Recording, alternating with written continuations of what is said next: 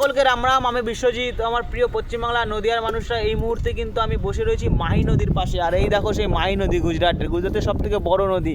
আর এক বটগাছ, পুরাতন বিশাল মোটা বটগাছ। আর এখানেই বসে আজকে দুপুরে দেখো ভোজনটা করছি। দুপুরে ভোজনে রয়েছে ডাল ফ্রাই, মানে ডালের সঙ্গে আলু দিয়ে একদম ফ্রাই করে ফেলেছি, আর ভাত, সাদা ভাত।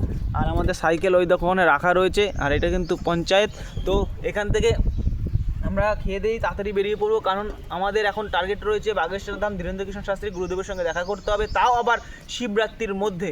তো সেই কারণে আমরা টার্গেট নিয়েছি 80 থেকে 100 কিলোমিটার সাইকেল আমাদের প্রত্যেক দিন চালাতে হবে।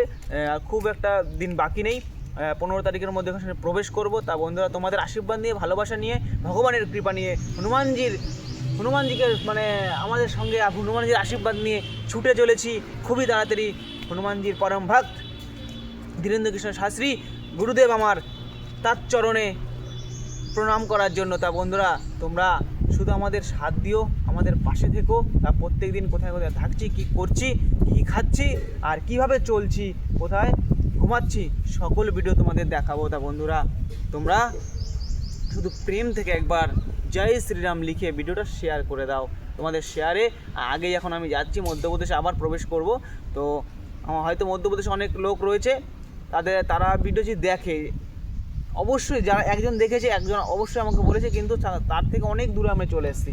এই কারণে আমরা কিনা যেতে পারলাম না। তোমাদের শেয়ারের মাধ্যমে এটা সম্ভব। তা বন্ধুরা, যদি মনে হয় তাহলে শেয়ার করে দেবো। হর হর মহাদেব।